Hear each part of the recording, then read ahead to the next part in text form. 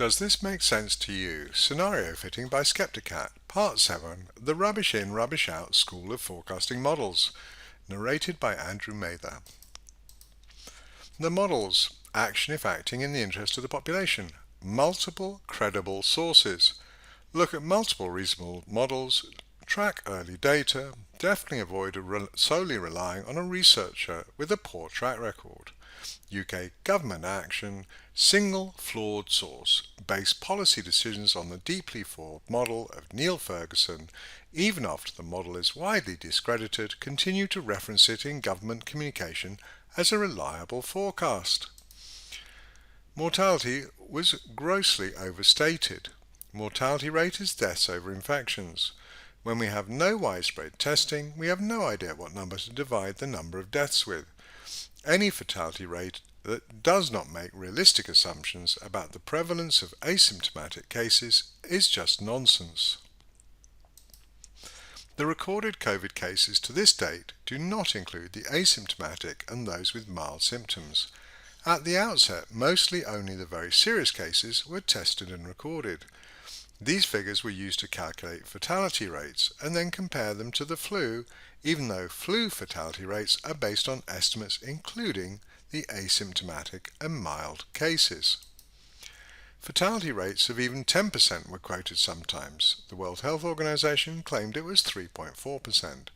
Prudent estimates that claimed to consider mild cases too suggested it was 1%, still about 10 times higher than the seasonal flu. Yet early studies using data from the Diamond Princess cruise ship estimated the death rate at 0.125%, similar to the flu. Several studies have confirmed similar estimates, but the message to the British public remained that this was a very dangerous virus with high mortality. The British government chose to invite Imperial College Neil Ferguson to do the modelling for expected hospitalisations and deaths. Considering Neil Ferguson's track record, this alone is baffling. Let's remind ourselves, Ferguson recommended the mass culling of 11 million sheep and cattle during the 2001 foot and mouth disease. He also predicted that up to 150,000 people could die.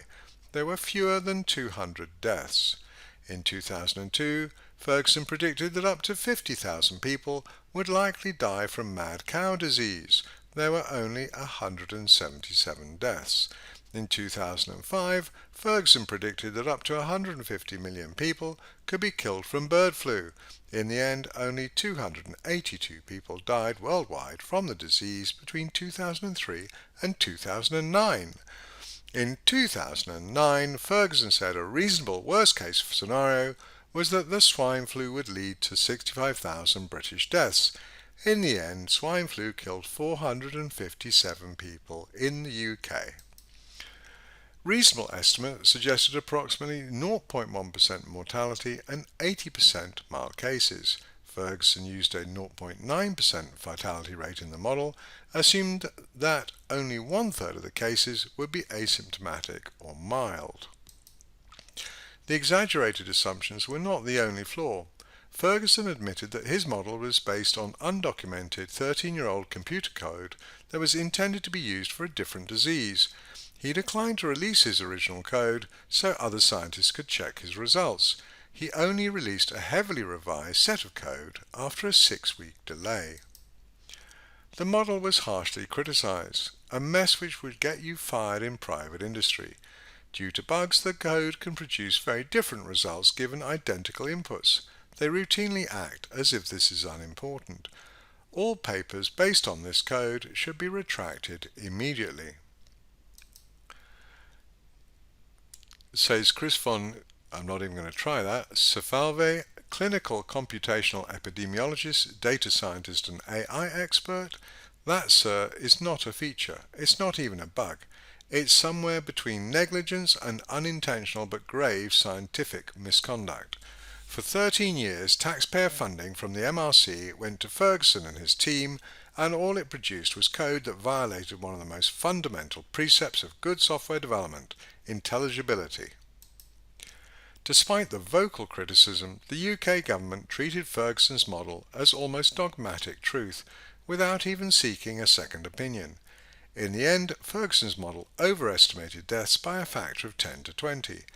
This means a massive leap backwards, erosion of trust, and a complete disclaimer of accountability by publicly funded scientists. Oxford University offered a very different model, using a 0.14% mortality rate assumption and acknowledging that ongoing epidemics in the UK and Italy started at least a month before the first reported death and have already led to the accumulation of significant levels of herd immunity in both countries. Researcher Nicholas Lewis modelled herd immunity and challenged Ferguson's claim that 81% of the UK's population would become infected with COVID before herd immunity is reached. Incorporating inhomogeneity in susceptibility and infectivity in a standard epidemiological model rather than assuming a homogeneous population causes a very major reduction in the herd immunity threshold and also in the ultimate infection level. Therefore, the number of fatalities involved in achieving herd immunity is much lower than it would otherwise be. Despite the proven flaws of the Ferguson model, from its assumptions to the computer code and its failed predictions, including when applied to a non-lockdown country such as Sweden, not to speak of Ferguson's behaviour, which suggested he himself did not believe his own scaremongering, the British government continues to reference the model. In summary, the government based its policy decisions on inflated fatality rates and on the deeply flawed model of Neil Ferguson.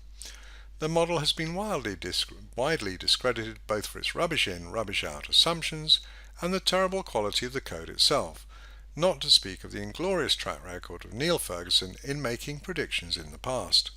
Yet the government ignored alternative forecasts and continues to claim that the Ferguson's model's predicted outcomes were avoided only because of the lockdown. Sceptikat says, this makes no sense. Join us for part 8, Man Killed by Shark Dies of Coronavirus.